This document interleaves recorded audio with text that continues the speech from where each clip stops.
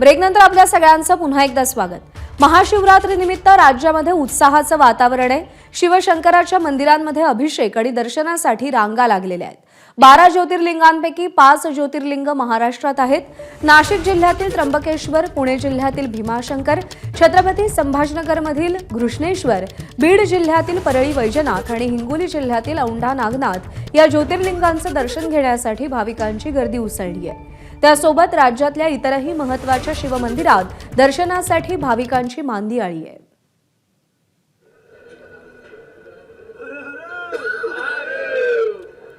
त्र्यंबकेश्वर, हिंगोली, परळी वैजनाथ आणि भीमाशंकर इथली ही दृश्य आपण पाहतोय। 12 ज्योतिर्लिंगांपैकी 5 ज्योतिर्लिंग ही महाराष्ट्रामध्ये आहेत आणि त्यांच्या दर्शनासाठी भाविकांची प्रचंड गर्दी दिसते।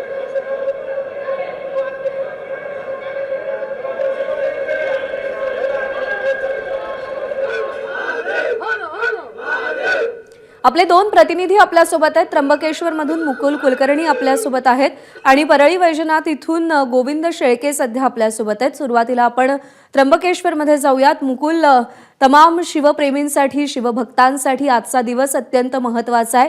गर्दी तर उसळणारच आहे। कसं नियोजन करण्यात आलंय, कसं वातावरण आहे?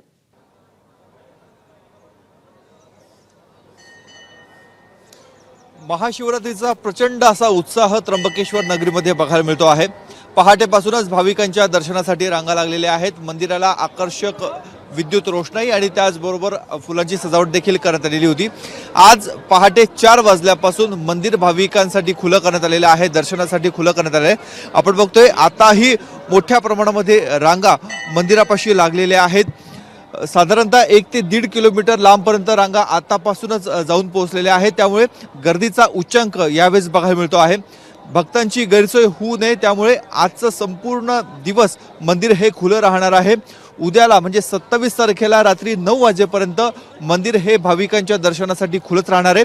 त्याचबरोबर जे VIP दर्शन असतं, अति महत्त्वाच्या व्यक्तींसाठी जे दर्शन असतं ते पूर्णपणे बंद करण्यात आलेले आहे। 200 रुपये देऊन देणगी दर्शन हे केलं जात असतं, पेड दर्शन असतं ते दर्शन देखील बंद करण्यात आलेले आहे। त्यामुळे एकमेव जो पूर्व दरवाजा आहे, पूर्व दरवाजामधनं भाविक हे मोठ्या प्रमाणामध्ये मंदिरामध्ये येत आहेत, दर्शन घेत आहेत। आज संपूर्ण दिवसभर इथे वेगवेगळ्या पूजा चालतील। जलाभिषेक, दुधाभिषेक हा केला जाणार आहे आणि ज्या दैनंदिन पूजा असतात महादेवाच्या त्या देखील केल्या जाणार आहेत। त्याचबरोबर 2 दिवसापासून काही सांस्कृतिक कार्यक्रमांचं देखील आयोजन करण्यात आलेलं आहे। त्यातला प्राजक्ता माळी यांचा नृत्याविष्कार देखील आज इथे आयोजन करण्यात आलेला आहे। काही स्थानिकांनी या कार्यक्रमाला विरोध जरी केलेला असला तरी देवस्थान ट्रस्ट हा कार्यक्रम पूर्ण करण्यावर ठाम आहे। त्यामुळे कुठे वादाची किनार आहे, मात्र भक्तांमध्ये प्रचंड असा उत्साह आपल्याला बघायला मिळतो आहे। त्यामुळे लाखोच्या संख्येनं भाविक आज दिवसभरामध्ये दर्शन घेतील अशी शक्यता व्यक्त होत आहे। निश्चित मुकुल, यानंतर आपण बीडमध्ये जाऊयात। आपले प्रतिनिधी गोविंद शेळके तिथून आपल्या सोबत आहेत। गोविंद, अत्यंत उत्साहाचं वातावरण महाशिवरात्री निमित्त राज्यभरामध्ये पाहायला मिळतंय। 12 ज्योतिर्लिंगांपैकी एक परळी वैजनाथ, भक्तांची कशी गर्दी दिसतेय, काय भावना आहेत त्यांच्या? प्रज्ञा, महाशिवरात्रीला प्रभू वैद्यनाथाचं दर्शन घेण्यासाठी रात्रीपासूनच लोक गर्दी करतात आणि आणखी एक वैशिष्ट्य वैद्यनाथ मंदिराचं असं आहे की या ठिकाणी जे काही दर्शन मिळतं ते स्पर्श दर्शन असतं आणि त्या स्पर्श दर्शनामुळं राज्यभरातील, देशभरातील अनेक लोक, भाविक या ठिकाणी वर्षभर येत असतात। महाशिवरात्रीच्या निमित्तानं परळी शहरामध्ये यात्रात्सव असतो आणि याची तयारी मागच्या आठवडाभरापासून सुरू होती।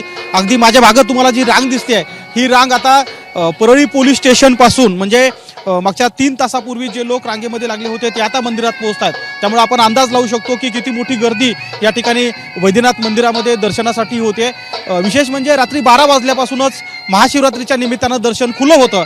काल बीडचे जिल्हाधिकारी अविनाश पाठक यांच्या हस्ते महापूजा पार पडली आणि आज सायंकाळी 6 वाजता अलंकारिक पूजा असते। अलंकारिक पूजा ही महत्त्वाची मानली जाते आणि या पूजेच्या निमित्तानं तो नेत्रदीपक सोहळा पाहण्यासाठी सुद्धा भाविक मोठ्या प्रमाणात येत असतात।